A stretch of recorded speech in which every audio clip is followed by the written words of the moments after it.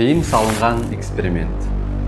Бұл дәл осыдан 45 жыл бұрын, яғни 1980 жылы Роджер Шафтак есімді ғалым жазған кітабы. Кітапта 19 ғасырдың басында Францияда болған оқиға баяндалады. Яғни дәл 1800 жылдың қаңтар айында 11-12 жасар бір жабайы бала табылады. Яғни Францияның Авейрон деген ауылында болып жатыр оқиға. Бұл жабайы баланың табылуы өте үлкен шу, сенсация тудырады кәдімгідей. Не себепті? Себебі адам зерттеу, адамды тану деген салада бұл сондай бір таптырмас бір табыс дейміз ба, таптырмас сондай бір бақыт дейміз ба. Неге олай? Олай болатын себебі өзімна философия деген нәрсе бар ғой. Философия деген саланың өзегі ол адам. Что есть человек деп айтады ғой. Яғни адам деген кім деген сұрақ әу бастан бар. Содан оған әртүрлі философтар әртүрлі жауап береді. Сократ бар, Аристотель бар, Платон бар, басқа бар. Келіп көріп енді 17 ғасырда жаңа дәуір басталмай ма, модернизм? Декарттардан басталады. Сол кезде Декарт шығады да айтады, адам деген ол тек қана интеллекттен тұрады дейді. Адамды сығып, енді адам деген сонда кім деген ең түп өзегін алып қарайтын болсақ, ол бір интеллект дейді адам деген. Артынша Джон Локтар шығады. Адам деген кім деген сұраққа оларда басын қатырып Джон Локтар айтады. Адам деген дүниеге келгенде сондай бір тап-таза аппақ парақ сияқты болады. Оған нені жазып түсірсең, ол соған айналады дейді. Одан кейін мына Линнейлар, Жан-Жак Руссолар бар, олар шығады да адам деген ол кәдімгі ақылды маймыл, оған былай мәдениетті, білімді үйретсең ешқандай зияны жоқ деп. Яғни ғылым дамыған сайын классификацияға бөліп кетіп бара жатыр ғой. Жаңағы приматтар, одан кейін жаңағы сүтқоректілер, жаңағы суда өмір сүретіндер, маймылдар, балықтар деген сияқты кете береді. Енді адамға келген кезде, адамды классификацияға бөлетін кезінде, яғни ғалымдар тұрады да маймылдардың қатарына жатқызып жібереді. Содан бұрындары енді адамды алып ешқандай да адамның құқығы жоқ, конституция жоқ, еш нәрсе адамның еркіндігі жоқ, аллатта адамдар қалай осылай тәжірибе жасай беретін болса, енді 1779-89 жылдары Францияда жаңағы революция болады.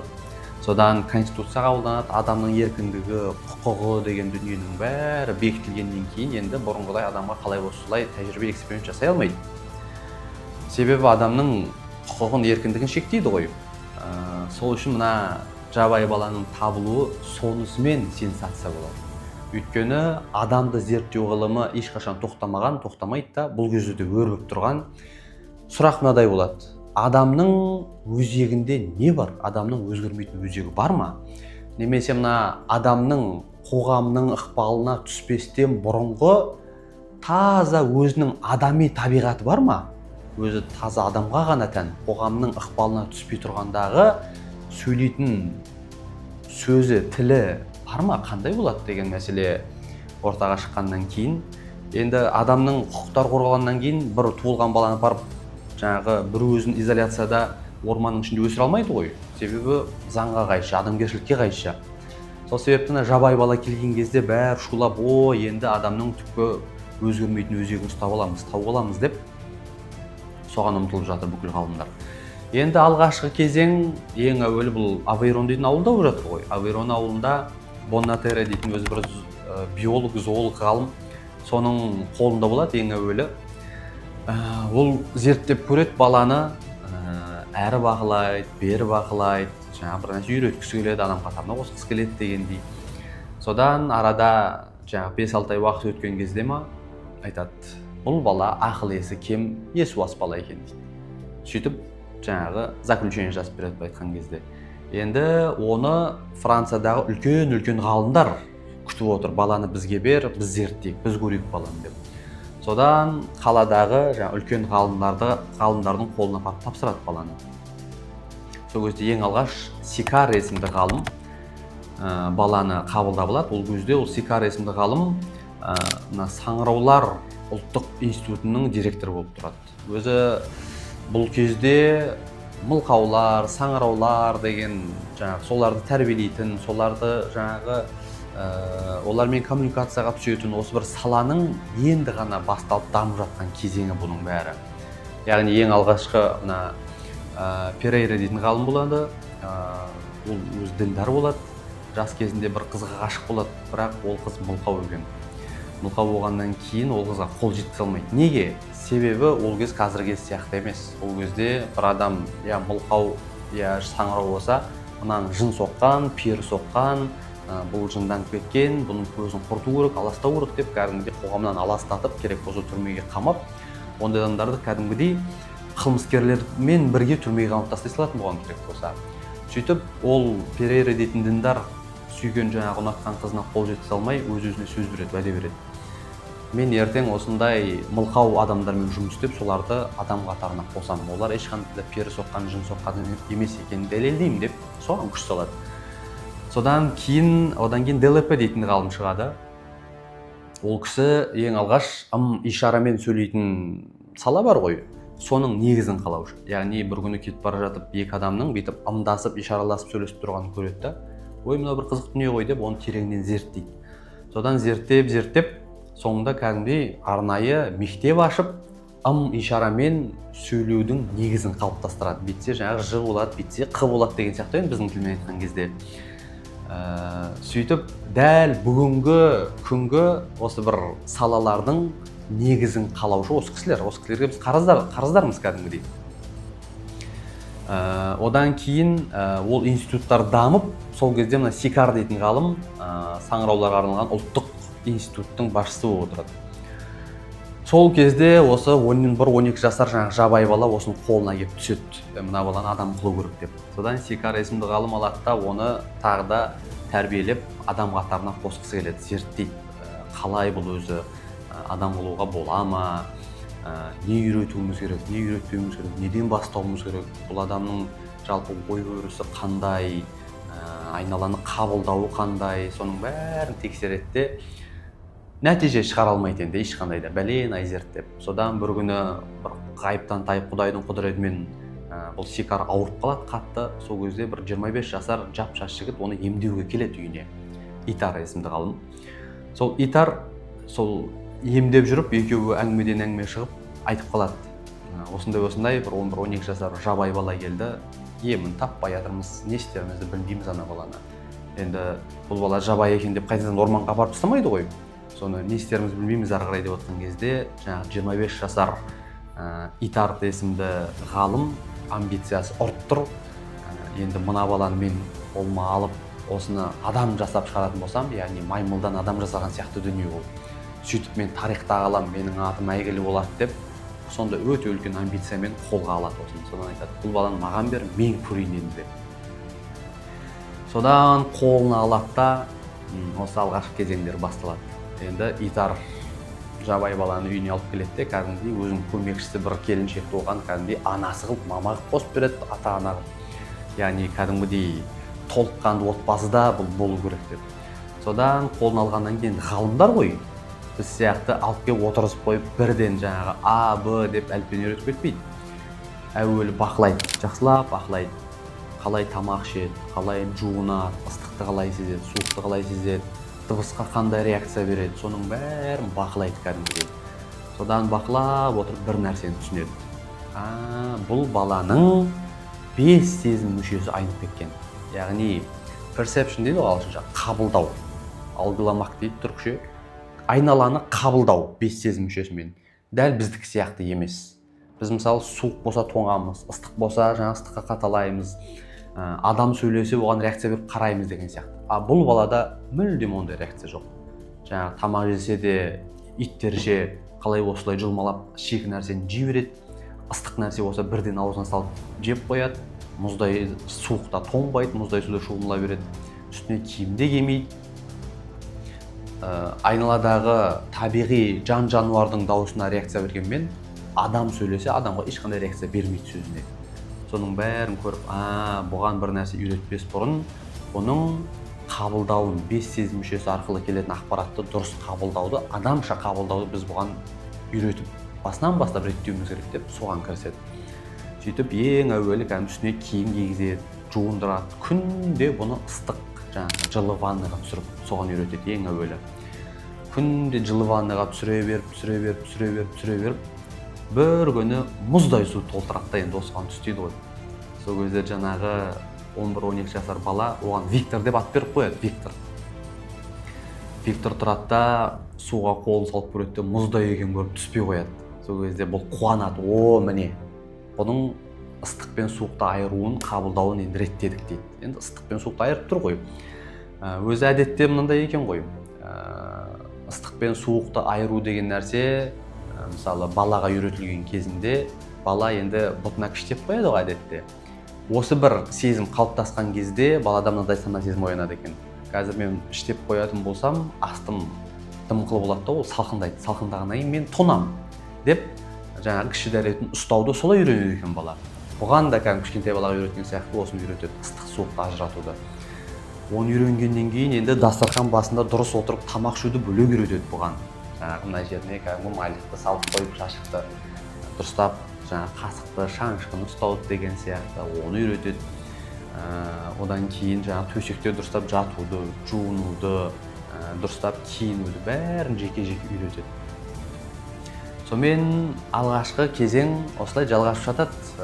Итард кәдімгідей конференция жасап, ғалымдар жинап, міне мен бұны дамып келе жатырмын, ақырындап дамып келе жатыр, 5 сезім реттедік, қабылдауын бәрін өстіп Құда қаласа жақын арада бұны адам қыламыз деп мәлімдеме жасайды. Сөйтіп екінші кезең басталады. Содан енді 5 сезім мүшесін қабылдауды реттегеннен кейін бұған жазуды, сөйлеуді үйретіп бастайды. Кәдімгідей өзінің атын Виктор деп жазуды үйретеді, жаңағы заттарды айыруды үйретеді, балға, қайшы, кілт деген сияқты мына суреттегідей. Содан осының бәрін ақырындап үйреніп келе жатады. Бірақ арада 5-6 жыл өткен кезде бұл жобаны Итард тоқтатуға мәжбүр болады. Неге? Себебі бұның үйретуінен түк те шықпайды. Олай болатын себебі бұл соңында кәдімгідей жеңіледі. Болды, мен тоқтаймын, осы жерден жеңілдім. Соңына дейін масқарамыз шығып пазар болмай тұрған кезде осы жерден тоқтатайық деп жобаны тоқтатып тастайды. Өйткені адамға тән мынадай екі қасиет бар негізінен. Ең біріншісі ол имитация дейді, яғни еліктеу, біреуге ұқсап бағу.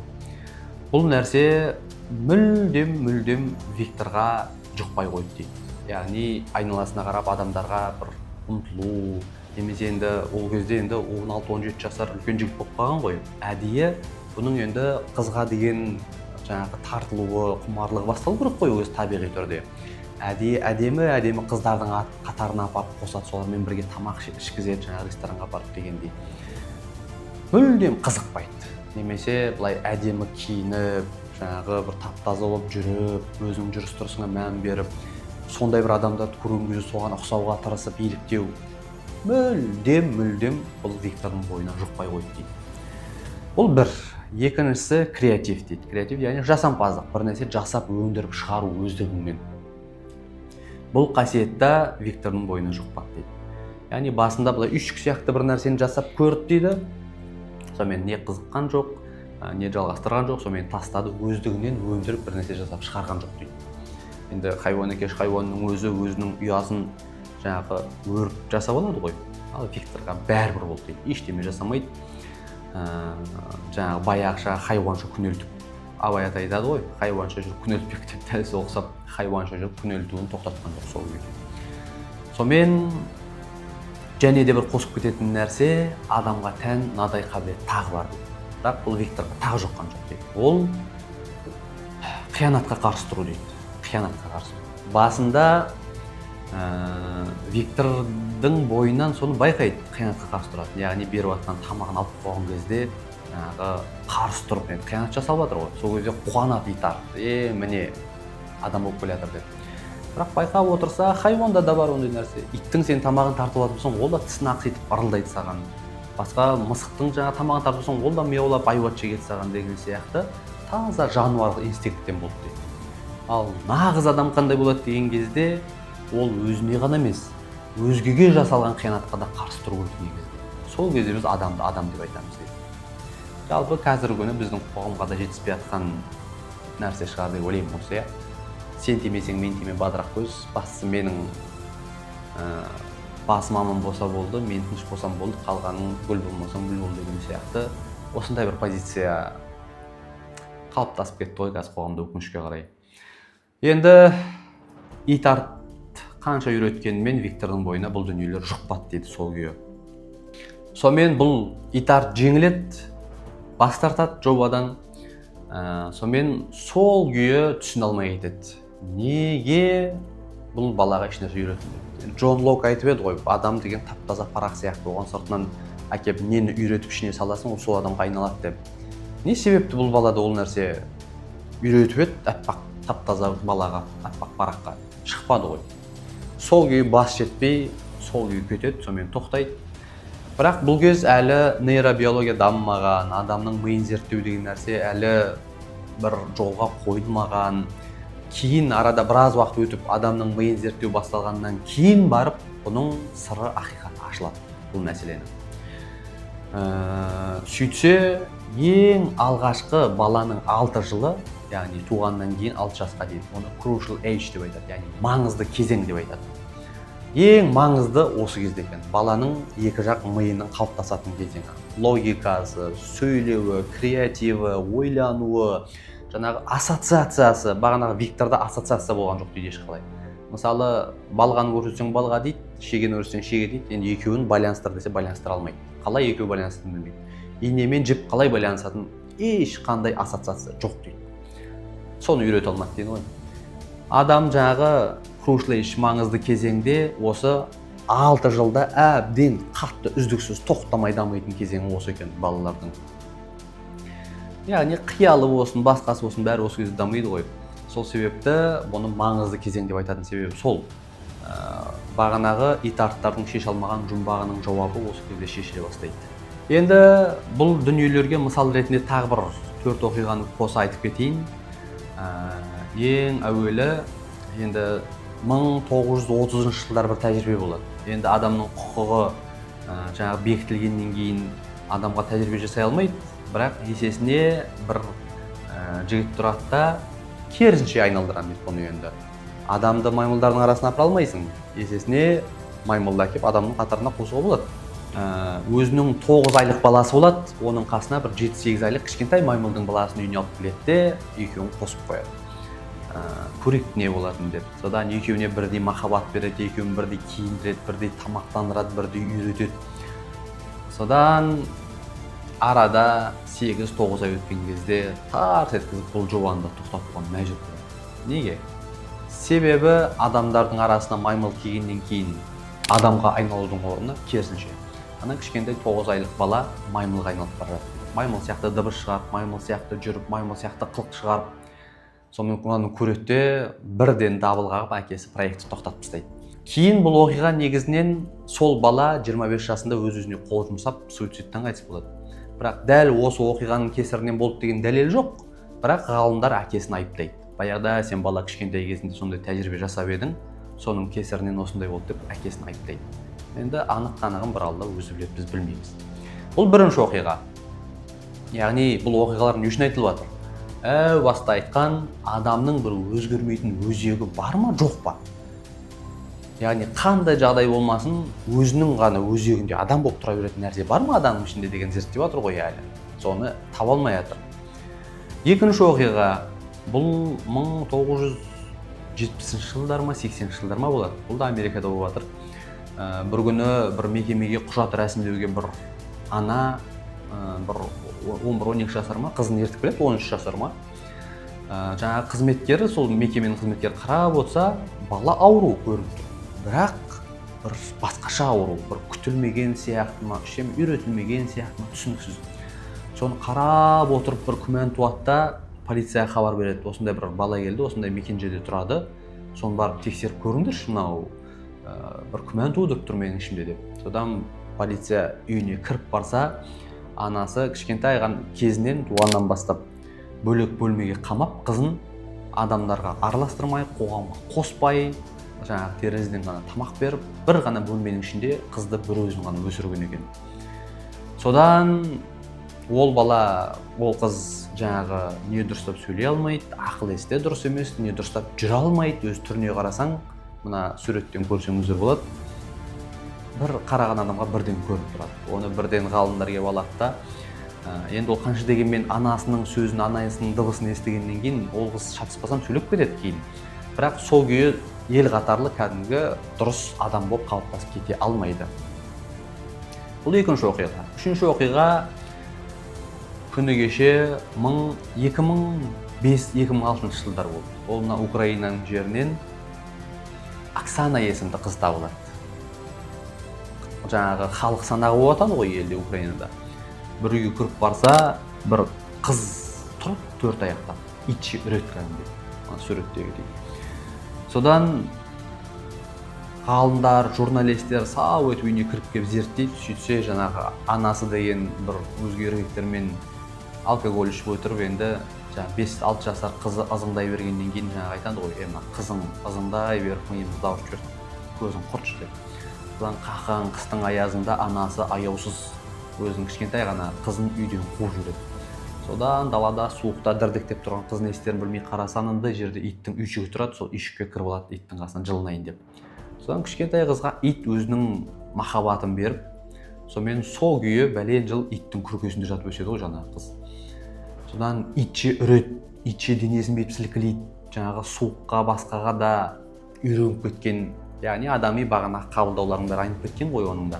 Адам тістеп алады. Кейін бұны жаңағы ғалымдар алып, тағы да бұны тәрбиелеп, адам қатарына қосуға бар күшін салады. Белгілі бір деңгейде адам қылады да, себебі 5-6 жасына дейін анасының қасында жүріп, қандай болса да әйтеуір адамдардың ортасында жүріп сөйлеуді бәрін үйренді ғой.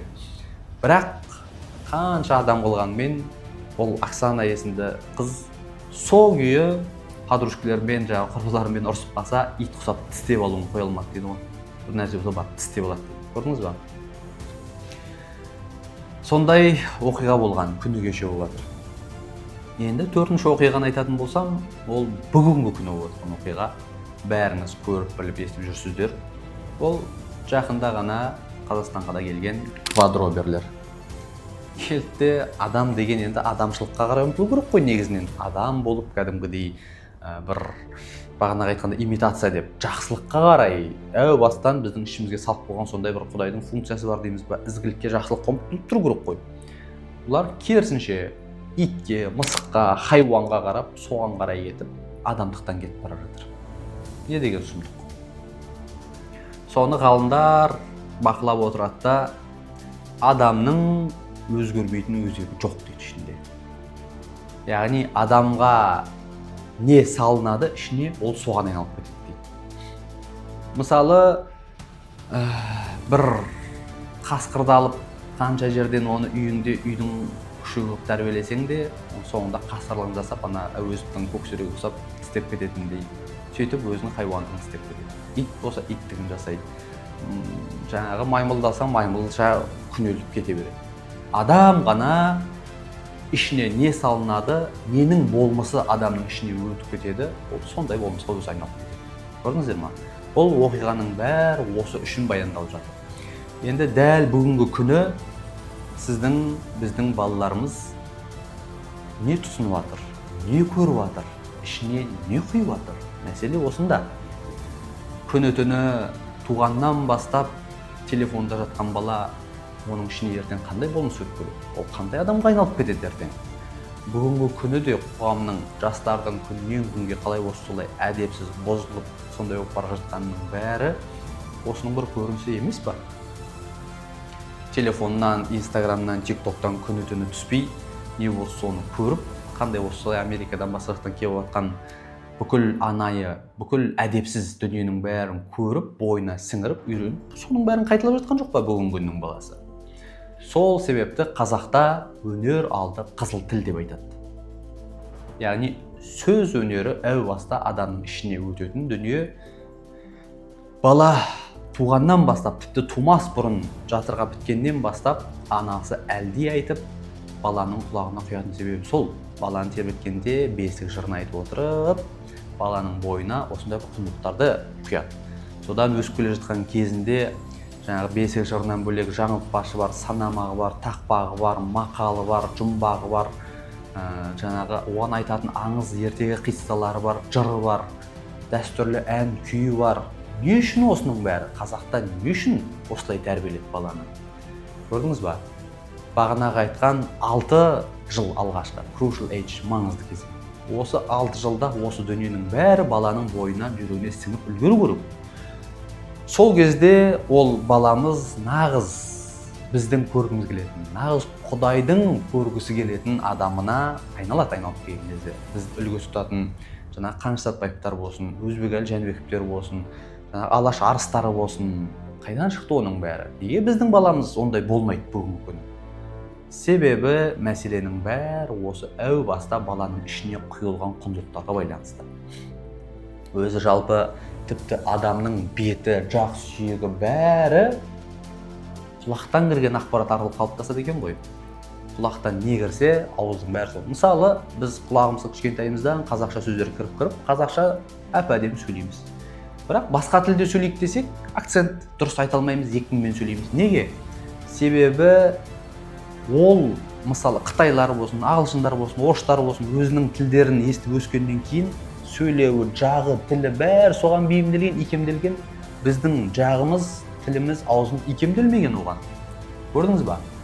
Балаңыздың тіпті физиологиялық тұрғыда дұрыс қалыптасуы үшін де қазақша сөйлеу, қазақша бесік жырын айту, оған ертегі айту, жыр айту, мақал, жаңылтпаш, тақпақ үйрету, соның бәрі, көрдіңіз ба? Тіпті рухани болмысын былай қоя тұрған кезде физиологиясының, биологиясының өзінің қалыптасуына ең маңызды дүниелердің бірі болып келеді. Сол себепті өнер алды қызыл тіл деген сол. Балаға кішкентайынан бастап осы құндылықтарды, осы бір еліміздің мыңдаған жылдан бері, сан ғасырдан бері уақыт сынынан өтіп бізге жеткен саф таза құндылықтарын үйрету осынысымен маңызды. Сол себепті адамның өзгермейтін өзегі болмайды. Адамға не үйретесің, нені құясың, ол соған айналып кетеді. Сол себепті, құрметті көрермен, баламыз туа салып, ағылшынша мультик көрсетіп, немесе орысша садикке беріп, балам пысық болсын, орысша, ағылшынша біліп өссін деп аптықпаңыз, асықпаңыз. Себебі сіз балаңыздың болмысын айнытып жібересіз, балаңызды құртып жібересіз. Ең әуелі оған қазақша сөйлеп, қазақша үйретіп, қазақша мектепке беріп. Өнердің алды қызыл тіл ғой. Тіл өзіміздің ана тіліміз, қазақ тіліміз. Әуелі сол құндылық берілу керек. Сосын барып, оның үстіне қалған дүние үйретіледі. Оның мысалы кәдімгі үйдің іргетасы сияқты бұл. Қазақ әдеп, тәрбие, тіл, қазақ менталитет адамның іргетасы болса, оның үстіне қойылатын басқа тілдер дейсіз ба, өнер, ғылым не бар, соның үстіне қойылатын ғимарат. Астындағы іргетасы нашар болса, үстіне қойылған ғимарат бәрі құлап қалады. Сол себепті баламыздың іргетасын ең әуелі осындай саф құндылықтармен қалыптастырайық. Адамның өзгермейтін өзегі болмайды.